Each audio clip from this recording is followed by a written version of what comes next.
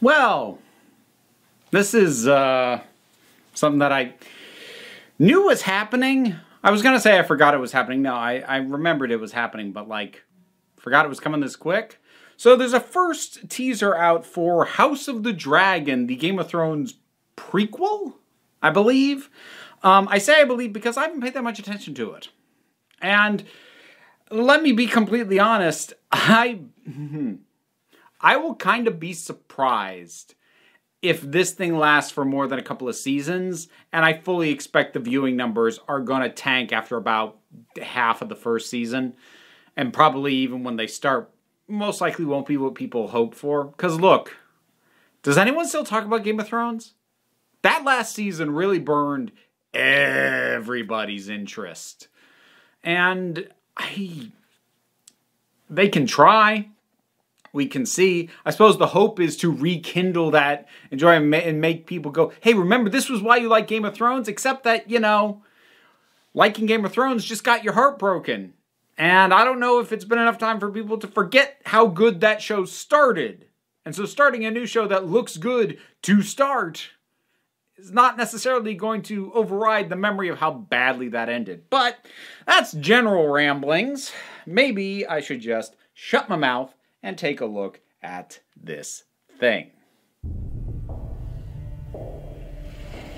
HBO.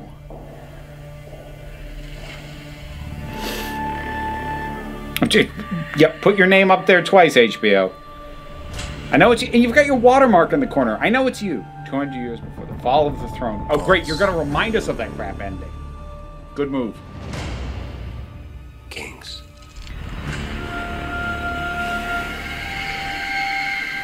Fire. So much platinum blonde. And blood. Oh, that's right, Matt Smith's in this.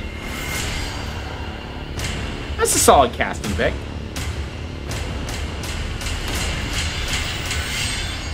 Dreams didn't make us kings. Dragons did. Okay.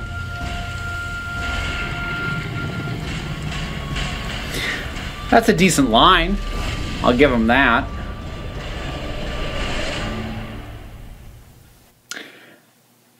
I'm not sure I'm going to get a full video out of this. Because, like, how does it look? It looks consistent with Game of Thrones.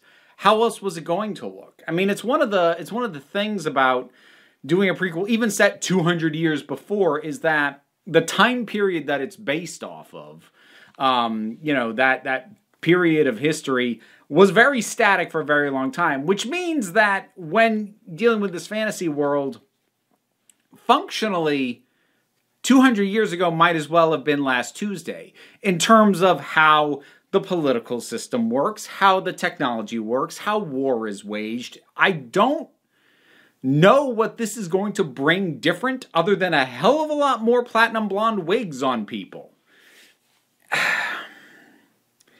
I think it's one of the inherent problems with prequels that are set in like these fully fleshed out worlds. And like, because you'd think a fully fleshed out world would lend itself more to prequel material.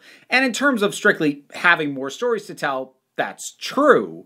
But if a big part of the appeal is the world, and you're setting it so far back that we're not going to see any of the characters we know, then maybe I'm alone on this. Maybe I'm the weird one. I want that world to be different from the one I already know. Because if it's not, then does it really matter that this took place 200 years in the past? Could have been 100. Could have been 50. You know, it's actually kind of the same issue that I take with a lot of Star Wars prequel set material. Not necessarily an issue with the Star Wars prequels, the films proper, because while I don't like the look as much, there is a distinctly different look and vibe to those films versus the main trilogy. Because that primary trilogy, you know, things feel dirty, scrappy. The ships look like they've been cobbled together and are barely being held in place with, you know, Scotch tape and a prayer, whereas the prequel, especially in that first one, everything's much sleeker, very streamlined, because that was the world. The world was stabler. Things got indulgent. You didn't have to throw together a ship out of spare parts and pray that it worked. So that visual distinction actually was one of the things I'll give credit to the prequels for. Again, I actually don't like it nearly as much as how the original trilogy looked, but it is at least distinct. But my point was, like, there's a heck of a lot of prequel material in terms of novels and comics and all this stuff. And I remember, I think it was a couple years ago, so I saw, or listened, I think it was on a podcast, somebody reviewing something Jedi related. It was like Tales of the Jedi. I don't remember what it was called. But it was set like 1,000 years before the events of the Star Wars films. And it made no difference, because everybody still had spaceships and lightsabers and blasters. So, like, what's the point of setting it that far back? It doesn't change anything. And that's a slightly more extreme version of what I'm talking about here. It's just going to be a whole new set of characters in a world we already know. And if you don't do anything to make that world different, well, these characters had better be amazing. But again, coming back to the first thing I said, that might not be enough even if they are, because Game of Thrones had amazing characters until it didn't. And unfortunately, normally when I would say a phrase like that, had great characters until it didn't, you would assume it because the good characters got killed off, bad ones got brought in. No, Game of Thrones took its good characters and destroyed them. And, like, look, from a behind-the-scenes perspective, you're probably hearing a dog snuffling around. I'm dog setting right now. Yeah, okay, buddy. Give me a minute. So, like, the whole thing is that even though the two showrunners for Game of Thrones are not involved in this, that doesn't erase the heartbreak of that last season and how bad it was. I mean, it's a huge part of why I really have no interest in the revival of Dexter. Yeah, the guy who was heading up the show at the time it did that mediocre final season and atrocious final episode is not involved in bringing it back, but I still remember that pain. I now associate that property with pain.